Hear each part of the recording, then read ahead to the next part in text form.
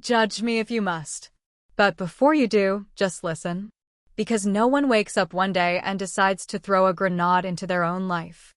I didn't plan this. I didn't want this. But it happened. And once it started, there was no going back. It wasn't lust. It wasn't even about sex. It was about being seen, being heard, being touched like I mattered. And that's something I hadn't felt in years. I was a wife, a mother, a woman people saw as responsible, put together, the one who holds everything together. And yet, inside, I was starving. Not for attention, but for connection. For someone to look at me like I was more than a routine, more than a title, more than the woman who cooked dinner, answered emails, folded laundry, kept a smile plastered on her face even when she felt like crying in the bathroom. And then, he walked into my life. Ethan. My boss. Yeah, I know. It already sounds like a bad idea. Trust me, I knew it too. From the very first moment he stepped into that office, I felt it. Not just attraction, not just danger. It was that pull, that magnetic shift in the room. Like the air got heavier when he was around. Like every part of me, heart, mind, body, perked up when I heard his voice. He didn't flirt, not in the obvious way. But he noticed me, the way I paused before speaking in meetings. The stress in my shoulders at the end of the day. The fact that I always stayed behind to clean up what no one else would. And one night, one quiet, ordinary night, I stayed late. Just like I always did. And so did he. And that night, something shifted. It was the smallest thing, really. The way he looked at me when I laughed at something stupid. The way his hand brushed mine when we reached for the same folder. And I swear to you, I didn't mean for it to happen. But when your whole life has felt like silence, even a whisper can sound like a symphony. And Ethan. He didn't whisper. He saw me. Every messy, aching part of me that I kept hidden from the world. And what happened that night? It wasn't just a mistake. It was a moment. A moment that cracked me open. A moment that I can never take back. A moment that changed everything. So, go ahead. Judge me. But if you've ever wanted something so badly it scared you, if you've ever been torn between who you are and who you used to be, if you've ever been so lonely you'd take one wrong night just to feel right again, then maybe you'll understand what happened next. Because this isn't just a story about cheating. It's a story about being human. I was the kind of woman who kept her head down and her emotions buried deep enough that even I couldn't find them sometimes. Mid-30s. Married for 8 years. A mother to a little boy who became my whole world the moment he came into it. A wife to a man who, well, let's just say we stopped being us a long time ago.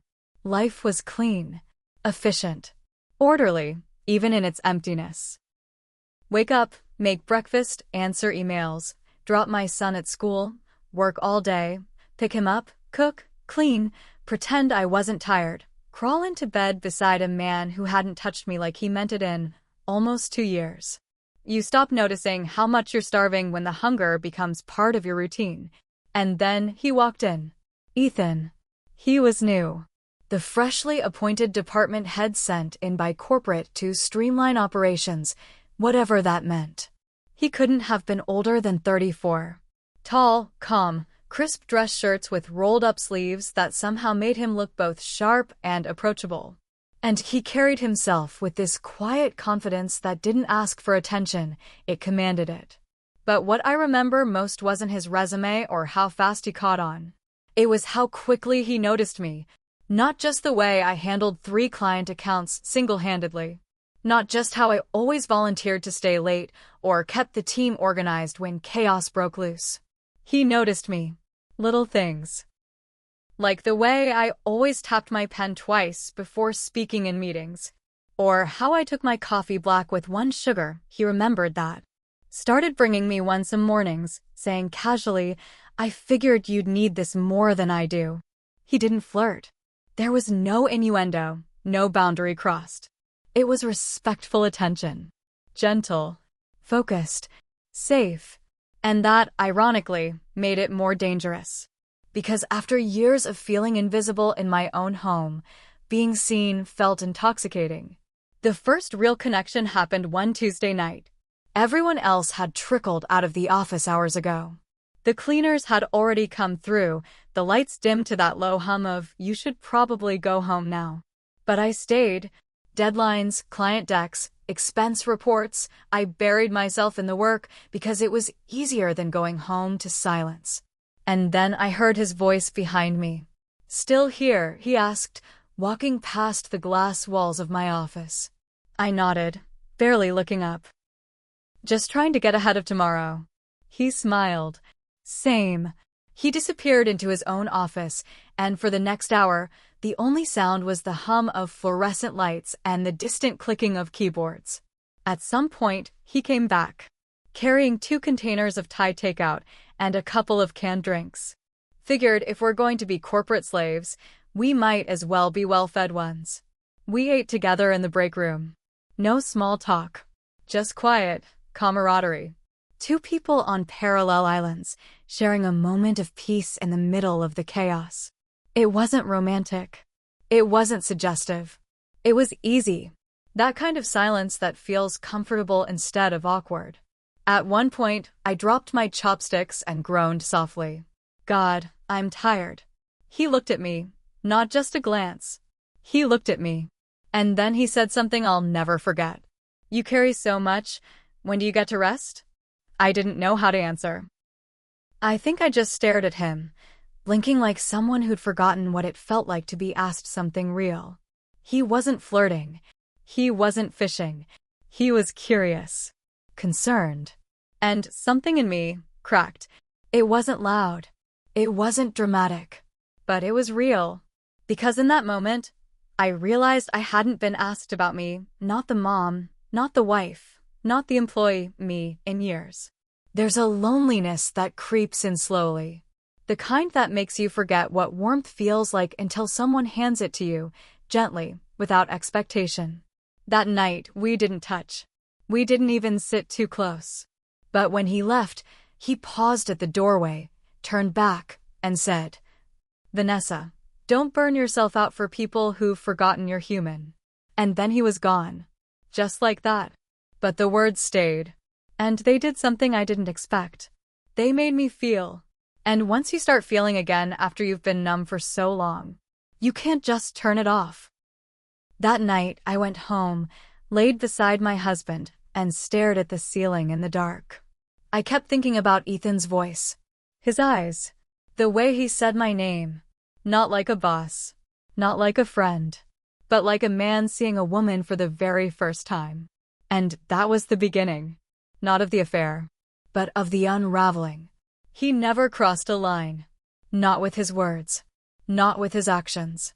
But I could feel something growing, in the silences, in the spaces between our words, in the way his eyes lingered just a second too long, like they were trying to tell me something we didn't dare say out loud. It started subtly. Our one-on-one meetings became more frequent. Necessary, of course, project check-ins, team planning, strategy alignment. That's what we told ourselves. But I started looking forward to them. Those quiet 30-minute slots in his office where the world felt smaller, safer. Where it wasn't about KPIs or deliverables. It was us. Talking. Thinking. Existing in the same orbit, just a little too close. We started collecting inside jokes. Tiny things only we would understand. A shared eye roll during a boardroom disaster. A sarcastic comment that made us both cover our laughter during a call. It was harmless. At least, that's what I kept telling myself. But there was a warmth there. A rhythm. Like we were learning each other's language without even trying. He asked questions no one else asked. What did you want to be before life got busy? Do you ever miss the girl you used to be? He caught me off guard with that one. Because the truth was, I did miss her.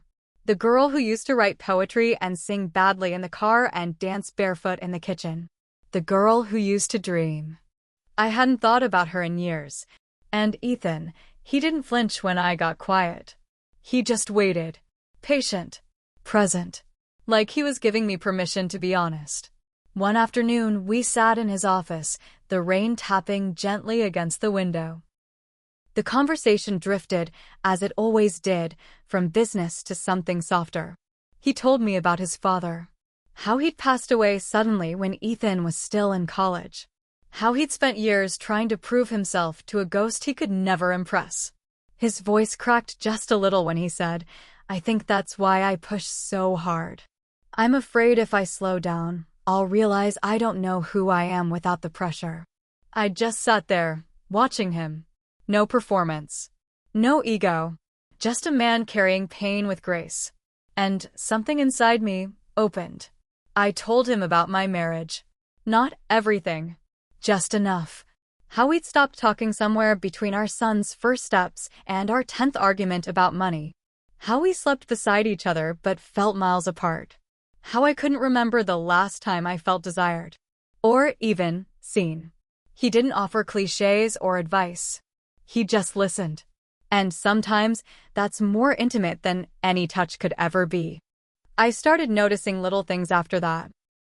How I'd spend a few extra minutes picking out what to wear in the morning. How I dabbed on lipstick I hadn't touched in months. How I walked past his office just a little slower, hoping he'd look up. I told myself it wasn't for him. But deep down I knew. I was married. And yet, every time Ethan said my name, my heart skipped like it was 18 again. Vanessa. There was something about the way it rolled off his tongue. Soft. Careful. Like it mattered to him. And I hated how much I craved it. How much I needed it. One evening, late again, I was carrying a stack of archived files down to my car. Of course, it had to be raining.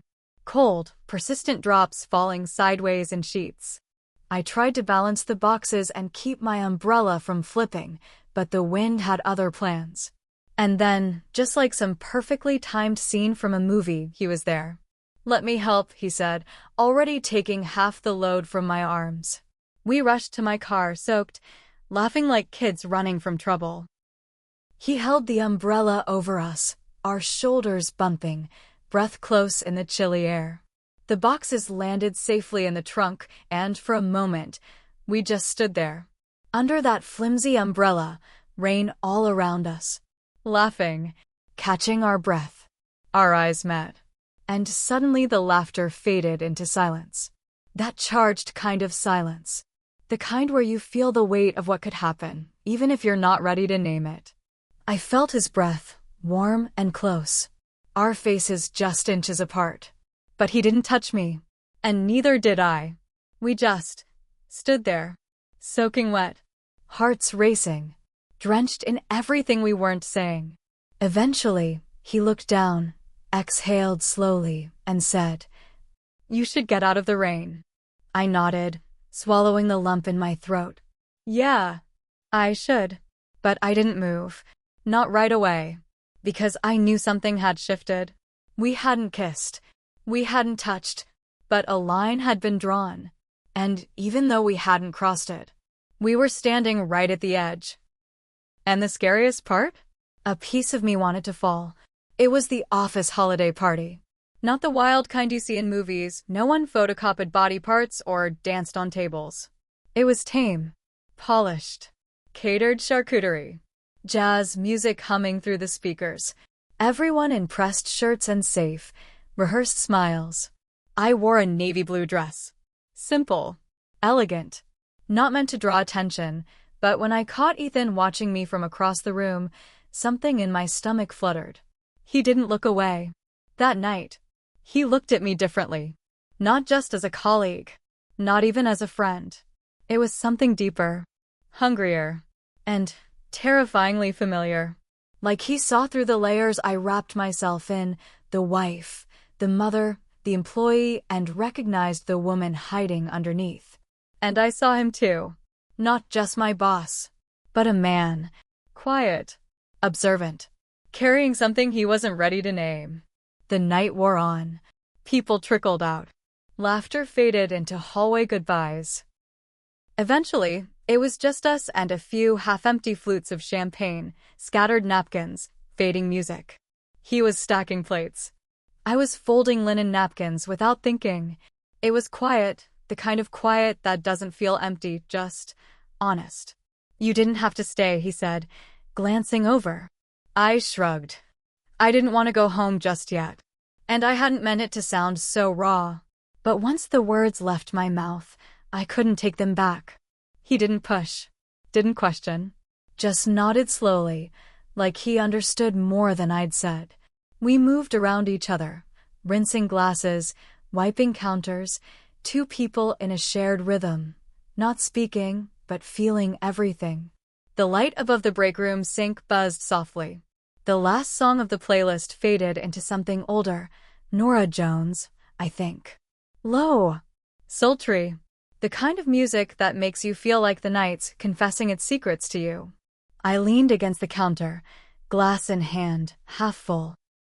He stood a few feet away, arms crossed, watching me with that quiet intensity. And then he said, "Do you ever think about the way life turns out?" I looked at him. All the time. Do you ever wonder what would have happened if you'd chosen differently? I paused. I try not to. He smiled, sad and soft. Me too. But sometimes. I do. The words hung between us like heavy mist. He took a step closer. Not touching. Not imposing. Just enough to make the air between us shift. Vanessa. My name from his mouth again. Soft. Reverent. His voice dropped, low and deliberate. You don't have to pretend anymore. My breath caught.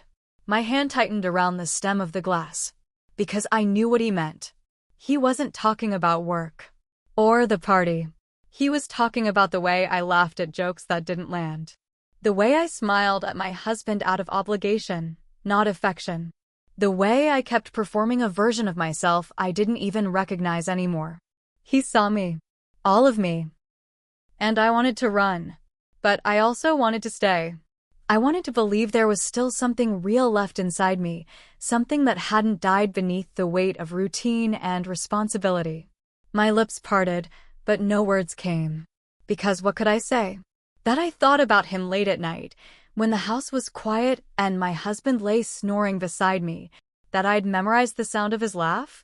That every time he stood too close, my body ached with longing I didn't have a name for?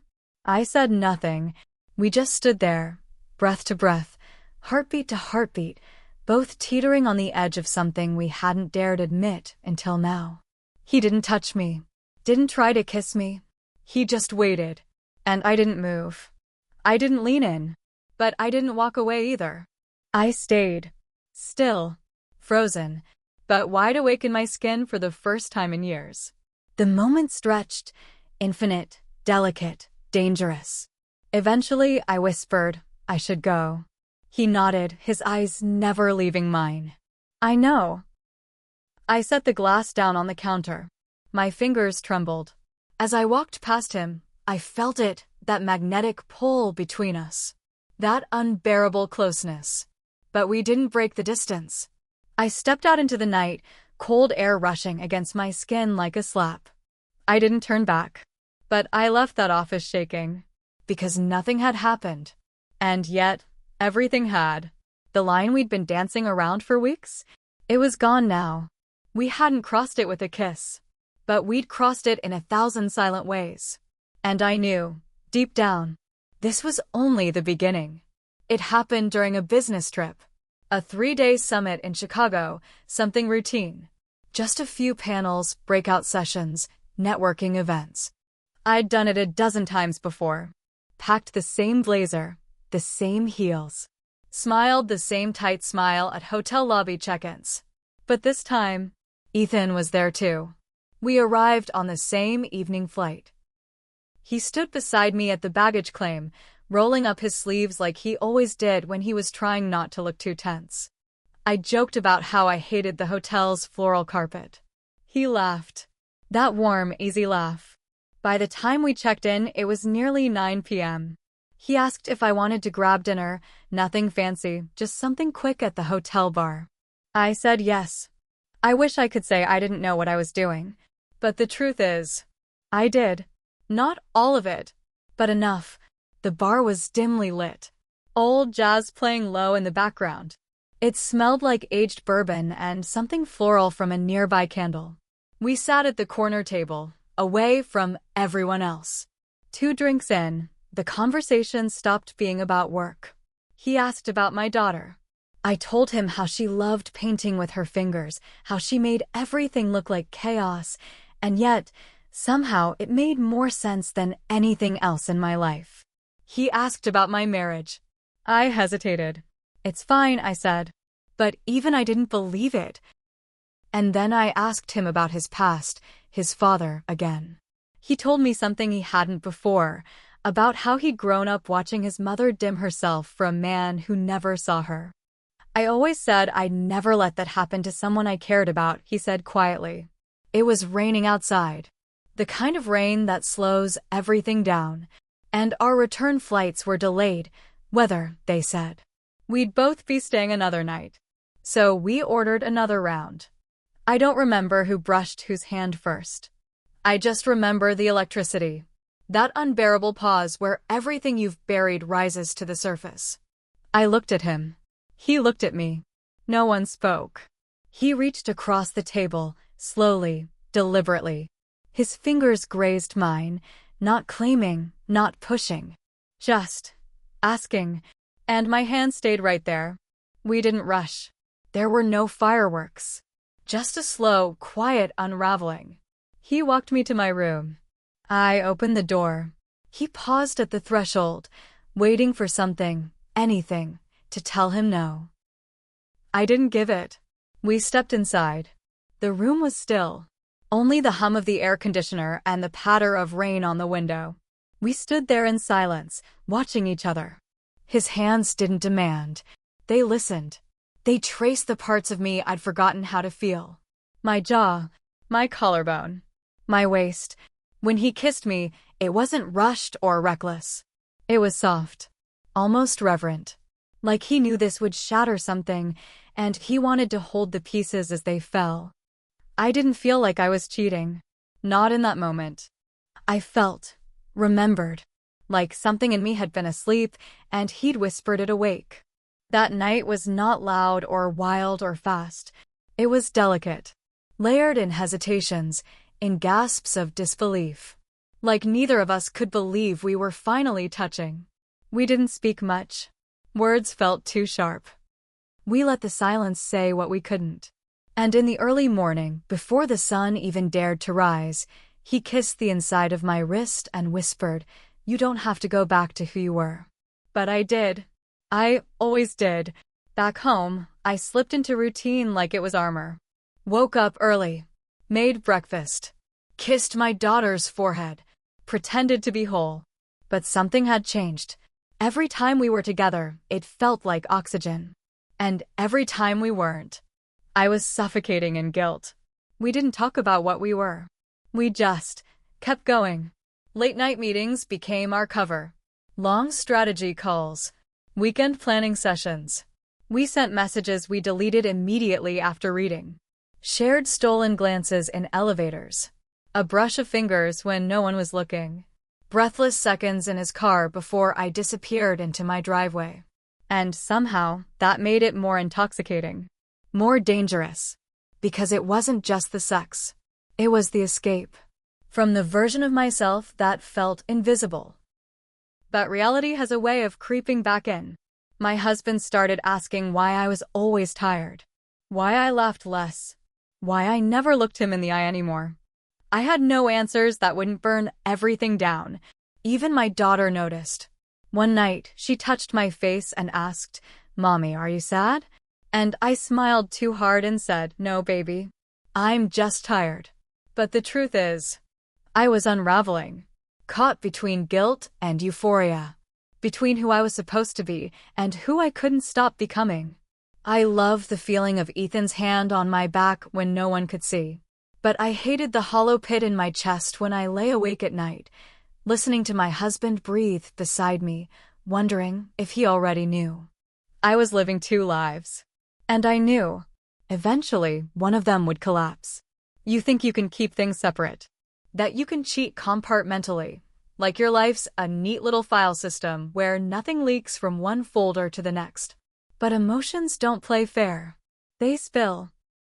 And it starts slow in the tiniest cracks. Like the lipstick.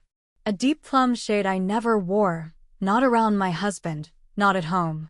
But Ethan had once said it made me look dangerous in the best way, so I started keeping it in my bag. For us. I must have forgotten to take it out one night. And my husband found it. He didn't say anything. Not at first. He just looked at it, turned it over in his hand, and placed it quietly back where he found it. But after that, something changed in him. He started paying attention in a way he hadn't in years. Asking more questions. Looking at me longer. Coming home earlier than usual. At first, I thought maybe the guilt was just warping my perception, making everything feel heavier than it was. But then came the real signs. One morning, as I was heading out the door, he stopped me. "You don't wear that color," he said softly. I froze. My hand tightened around the doorknob. I forced a laugh. I was experimenting. Figured I'd try something new. He nodded slowly, but that look in his eyes, it stayed. Suspicious. Quietly calculating. And then came the moment at work. A colleague, someone from finance, I barely even knew her, leaned over during a meeting and whispered with a knowing smile. "You and Ethan make quite the team." I felt my face flush instantly. My stomach dropped. I smiled too hard, too fast. "He's great to work with," I muttered. But her eyes lingered just a second too long, like she knew. People can smell it, you know. When something's off. When energy shifts.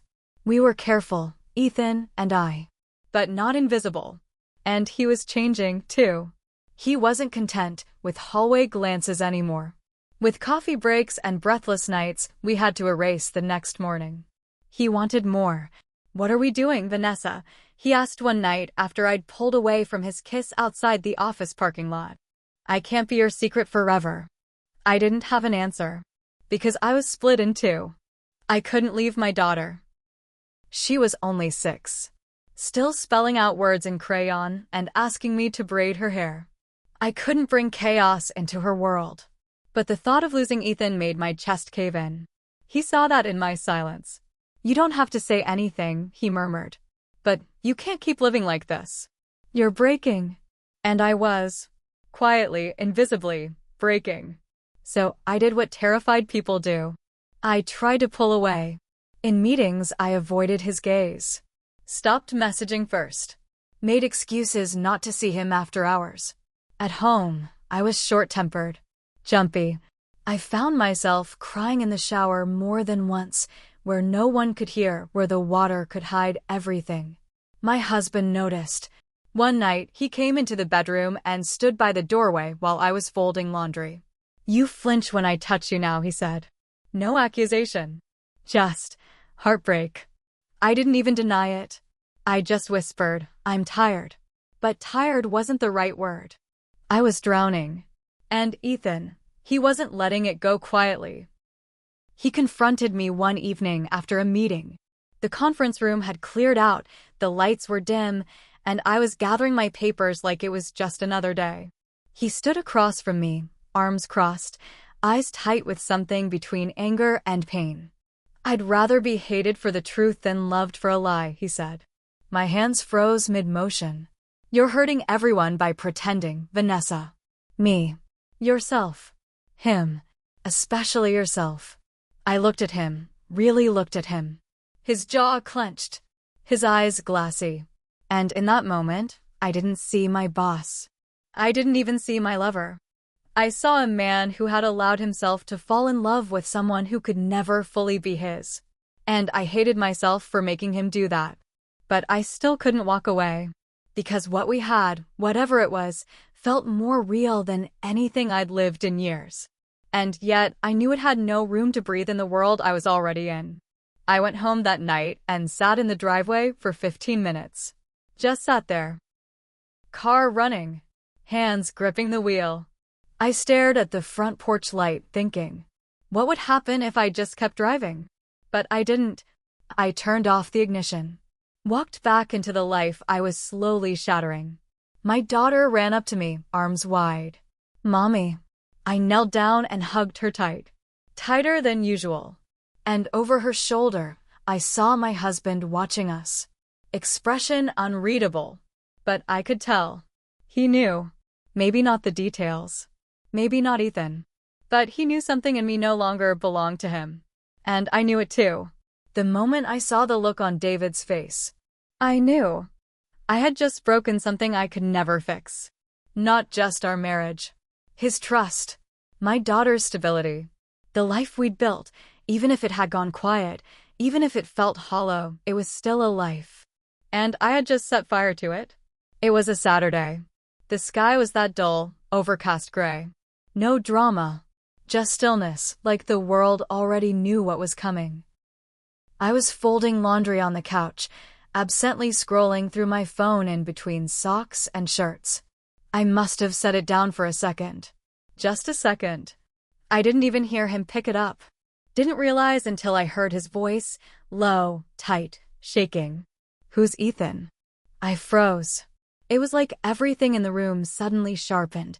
The sound of the dryer humming in the distance, the faint squeak of our daughter's marker against the kitchen table, the way my breath caught and didn't release.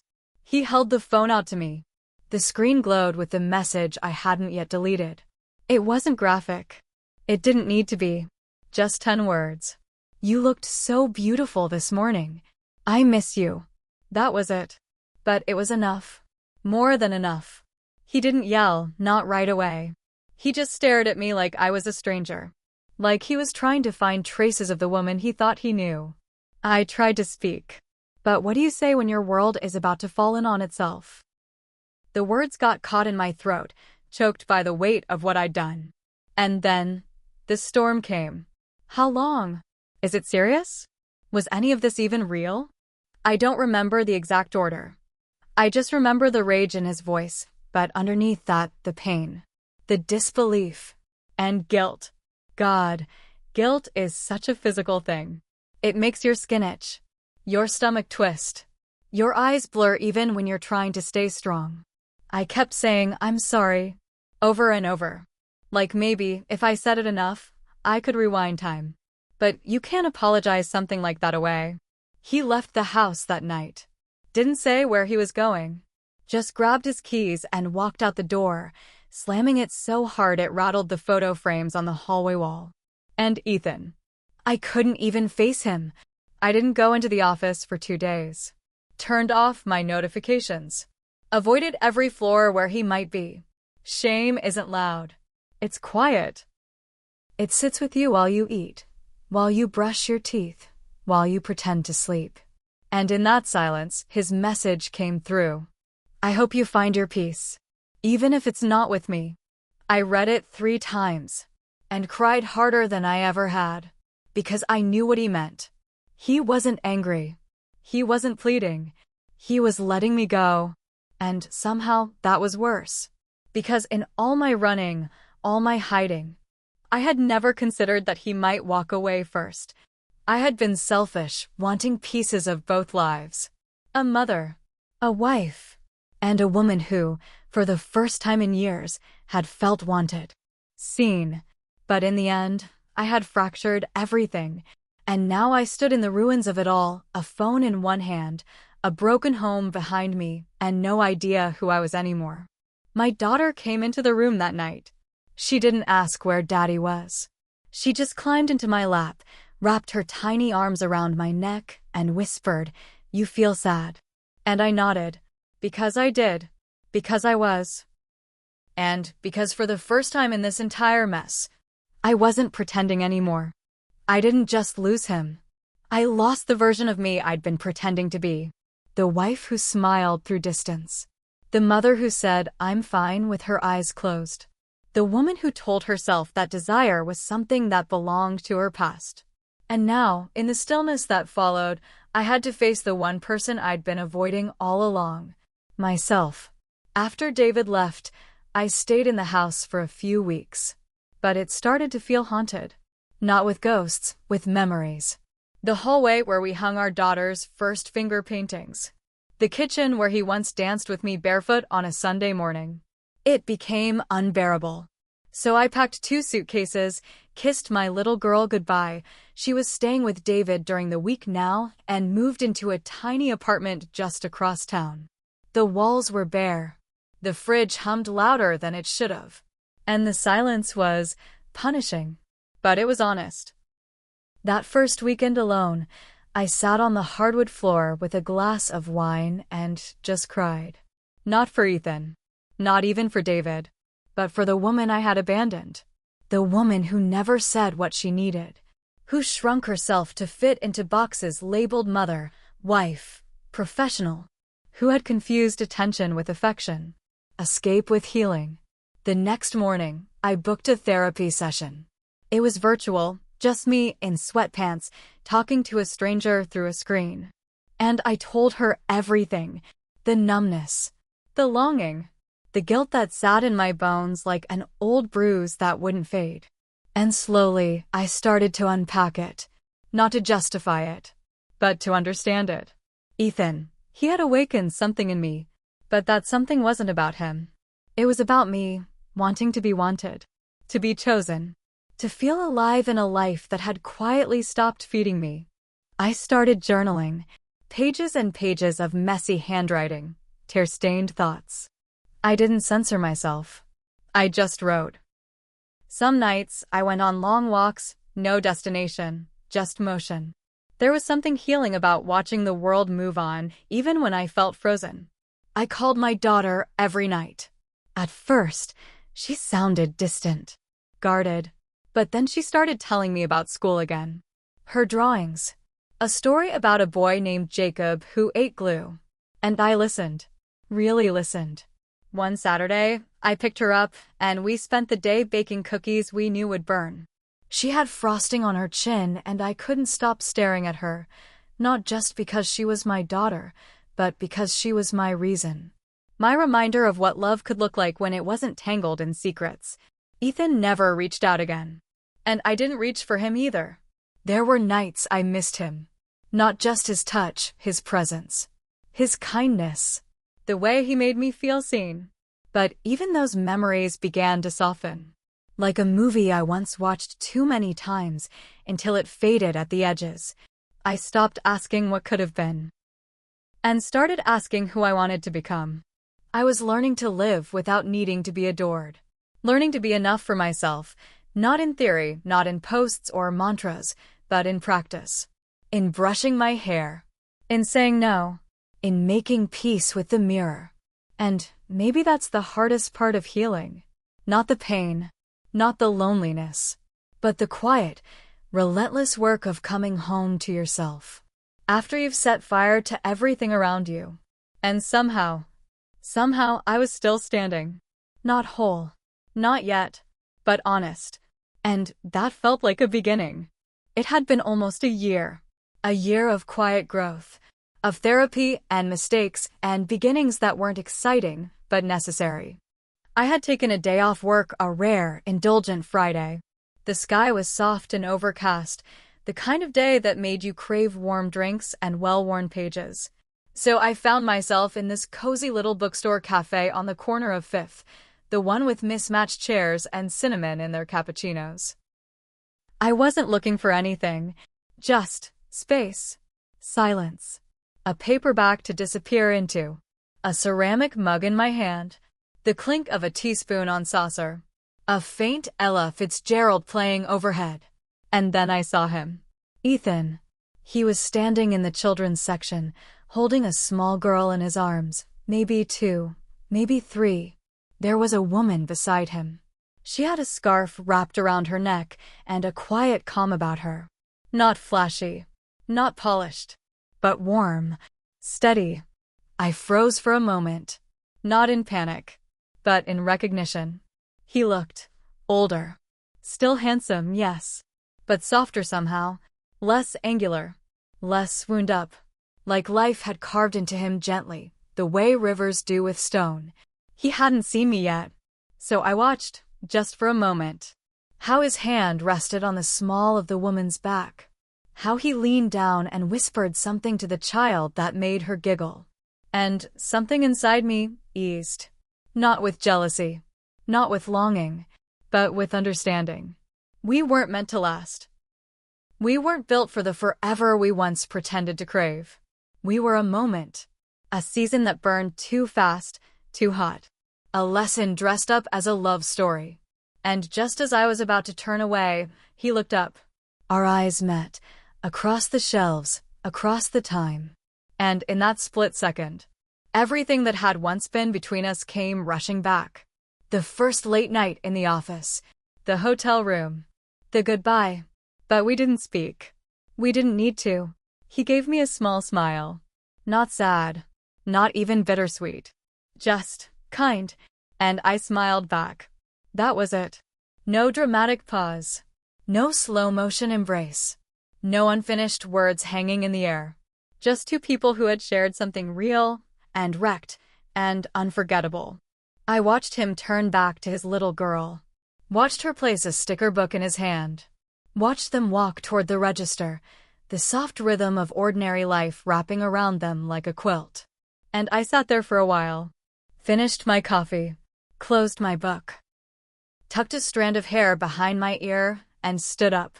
The sunlight had come out, falling in thin strips through the tall windows. The kind that makes everything, even regret, look gold for a moment. I stepped outside. No looking back. Because some stories don't end with a kiss. Some end with a quiet understanding. And a promise to never forget. Have you ever loved someone you weren't supposed to? That kind of love, messy, complicated, dangerous, it doesn't come with warnings. It just sneaks up on you. Would you risk everything for a feeling you can't explain? For a moment where your heart pounds so loud, it drowns out every caution? I did. I risked my marriage. I risked my family. I risked my peace. And yes, I paid the price. But in the wreckage, I found something I hadn't felt in years. Not just desire or escape, but the pieces of myself I had forgotten. The part that still dared to hope. If you're watching this, maybe you're caught in the same storm. Maybe you're wrestling with the choices no one talks about. You're not alone. So I want to hear from you. Tell me in the comments. Have you ever been caught between duty and desire? What did you choose? What did you lose? Because here, at Cheating Confession Diary, we don't judge. We listen. We understand. We tell the stories no one else dares to share. If you want more stories like mine, raw, real, and unfiltered, hit subscribe. Let's navigate this messy, beautiful, painful thing called love together. Thanks for listening. I'm Vanessa, and I'll see you in the next story.